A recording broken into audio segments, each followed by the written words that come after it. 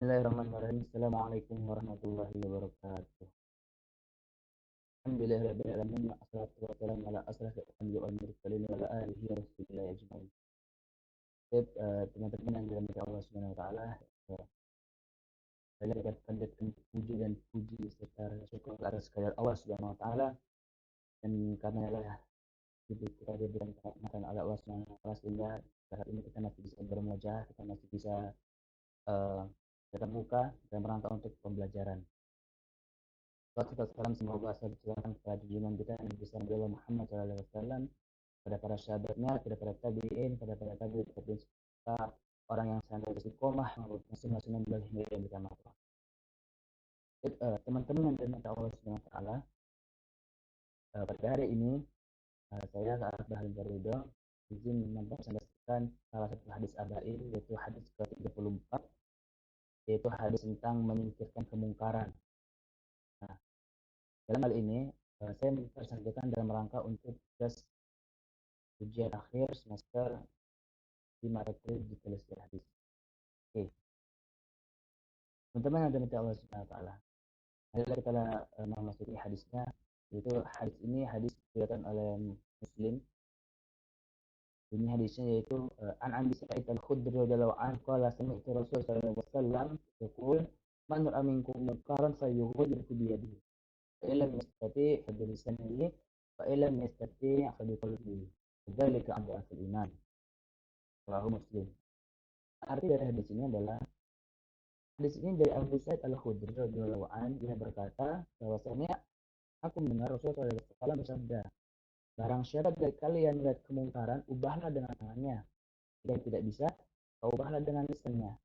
Jika tidak bisa juga, maka tinggallah dengan hatinya. Dan itu merupakan selemah-lemah iman. Hadis riwayat Muslim. Nah, jadi dari ini itu diriwayatkan oleh Muslim. Selanjutnya yaitu adalah keterangan hadis. Ya, kata Muqtada Al-Ghari di dalam hadis ini. Nah, yang pertama man ro'ah itu adalah merasa pengen melihat. Di sini maksudnya itu adalah siapa yang mengetahui walaupun tidak melihat secara langsung, bisa jadi dia hanya mendengar berita yang dia yakin terus misalnya, jadi tidak mengetahui yang dia mendengar pun bisa. Nah, selanjutnya adalah mungkar, mungkar itu sebuah bentuk kemungkaran. Nah, kemudian hukum dari kalian falyughayyirhu biyadihi. Maksudnya di sini adalah maka hendaklah mengubah dengan tangannya. Mengubah di sini itu bisa diartikan dengan mengingatkan. Contohnya, ya seorang yang punya kuasa, misalnya ayah pada anak, dia melihat anaknya memiliki alat musik, ini tentu tidak boleh digunakan kan, ayahnya menghancurkannya atau melarang permainannya itu dijual kembali anak. Kemudian elemen sensitif tadi bisa ini, dia tidak mampu dengan tangan yang maka dengan lisannya, dan mencari kan hikmah dan dengan kita melarang seperti itu orang dengan di sana contohnya dengan memberitahu seperti itu. Kemudian atau kolbi yaitu dengan ini yaitu menyatakan bahwa dia tidak suka dan berharap itu tidak terjadi pada dirinya. Itu dari keterangan hadisnya, dari makna waktunya. Selanjutnya itu dari faedah hadisnya. Jadi hadis ini tuh muncul beberapa faedah yang dapat kita ambil dan bisa kita tadi dalam keseharian. Nah, yang pertama itu bahwasanya Nabi Shallallahu Alaihi Wasallam pernah memerintahkan jadi siapa saja yang kemungkaran itu untuk mengubahnya sesuai kemampuan, sesuai kemampuannya. Nah, Imam Ibnu Rajab Al-Hambali rahimahullah berkata bahwasanya pengingkaran dengan lisan dan tangan harus dilakukan dengan melihat kemampuannya. Itu menurut Imam Rajab Al-Hambali. Yang pertama, kemudian yang kedua, tidak boleh melarang kemungkaran sampai biasanya itu kemungkaran. Nah, dimana dilihat dari dua tinjauan. Yang pertama, perbuatan yang dilakukan dia bikin mungkar. Jadi kita harus meyakini terlebih dahulu bahwasanya perbuatan itu adalah kemungkar. Yang pertama. Kemudian yang kedua, perbuatan tersebut dianggap sebagai kemungkaran oleh pelaku. Kenapa? Karena biasanya ada sesuatu yang termasuk kemungkaran, namun pelaku tidak memasukkan itu sebagai kemungkaran. Contohnya, itu misalkan ada makan dan minum di siang hari Ramadan. Ini adalah suatu kemungkaran, dia melanggar Islam. Namun ada orang yang sakit, dia boleh saja dia makan karena ada rusak sakit. Nah, itu termasuk misalnya boleh saja dia tidak berpuasa. Itu harus dilihat terlebih dahulu. Kemudian yang ketiga yaitu kemungkaran harus dinilai sebagai kemungkaran oleh yang mengingkari dan pelaku yang mengingkarinya. Jika perkara yang diingkari adalah perkara khilafiyah, ini saya perbedaan pendapat. Kita harus dilihat terlebih dahulu nih. Karena masalah ini ada khilafiyah, ada pendapatan atau tidak.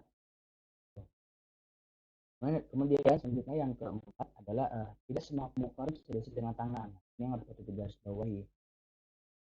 Contohnya seperti ini. Jadi ada yang melihat kemungkaran pemerintah misalnya. Nah, karena ia mengetahui dan ia ingin mengubahnya dengan tangannya, dia mampu. Nah, namun dia tidak mampu maka akan memunculkan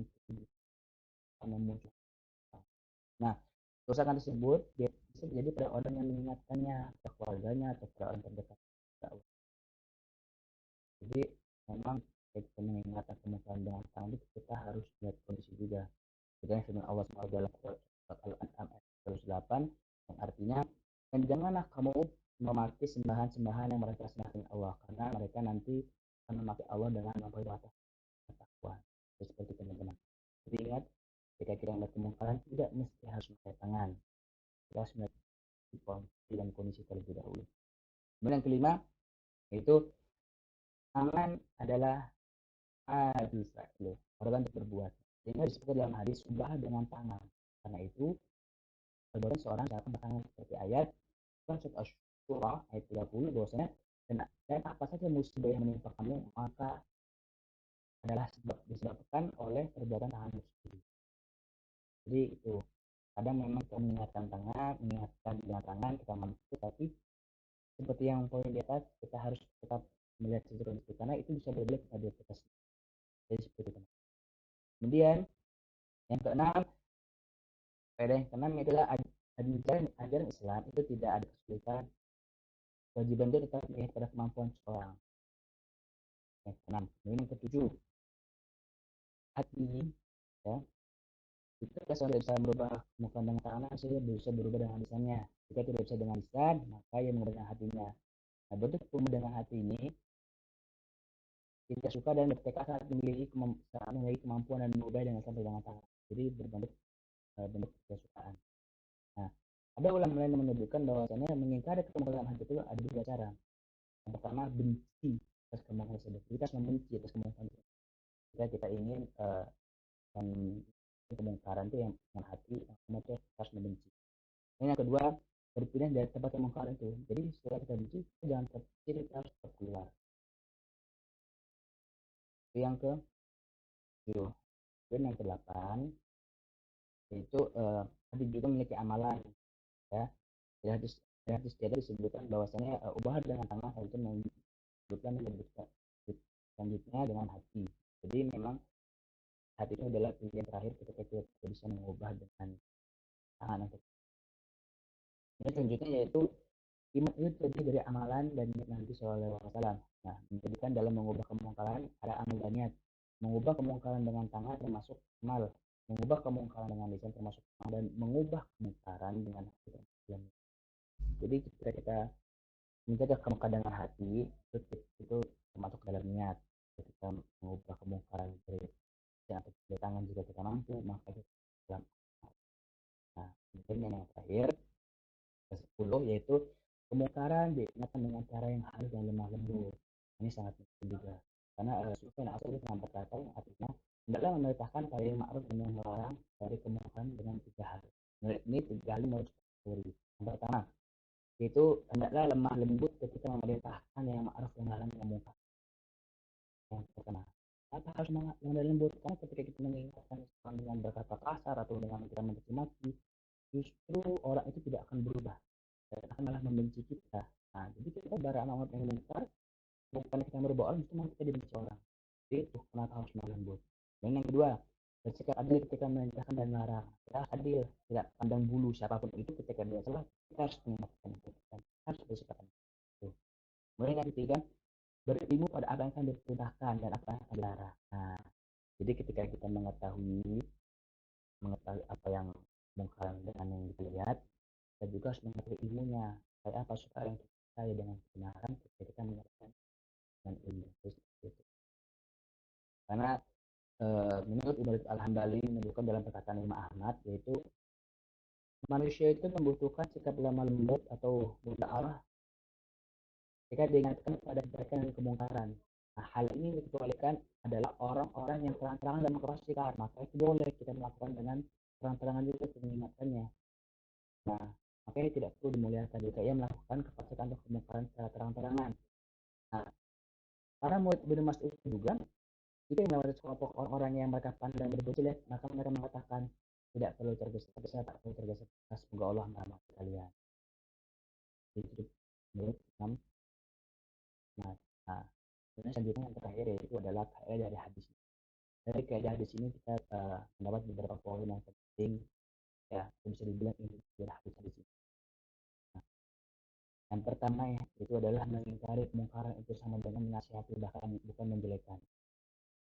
Jadi gini yang harus garis bawahi, ketika kita mengingkari kemungkaran itu sama saja seperti kita menasihati orang.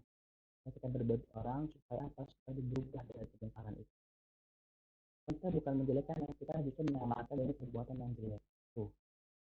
Kemudian poin yang kedua yaitu mengingkari kemungkaran itu juga berdasarkan apa yang dilihat, bukan apa yang dicari. Jadi kita contohnya ketika kita mencari kesalahan orang lain itu bisa dibilang sudah berbuat masalah. Jadi ketika kita memungkari kemungkaran itu kita harus berdasarkan apa yang kita lihat, ya, bukan yang kita cari. Kalau itu jatuhnya ke perbuatan yang lebih salah lagi. Kemudian yang ketiga adalah mengajak yang baik dengan cara yang baik dan tidak mengingkari kemungkaran dengan cara yang mungkar. Jadi ketika kita berbuat baik, ayo kita berbuat kemungkaran, ya kita harus membasmi itu karena sebuah kemungkaran sebagai perkara di dalam Islam. Nah, kemudian yang terakhir terkait masalah khilafiyah, masalah pendapat perbedaan pendapat, itu tidak diingkari dengan meninjau ada dua tinjauan yang sangat penting.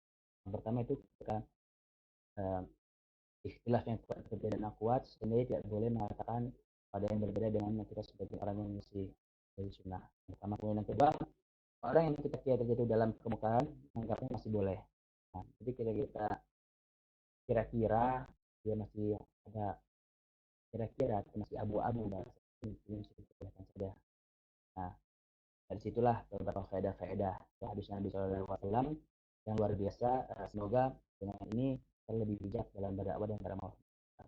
Oke, mungkin dari saya. Bila ada kata-kata mohon maaf, wassalamualaikum. Akhir kata, assalamualaikum warahmatullahi wabarakatuh.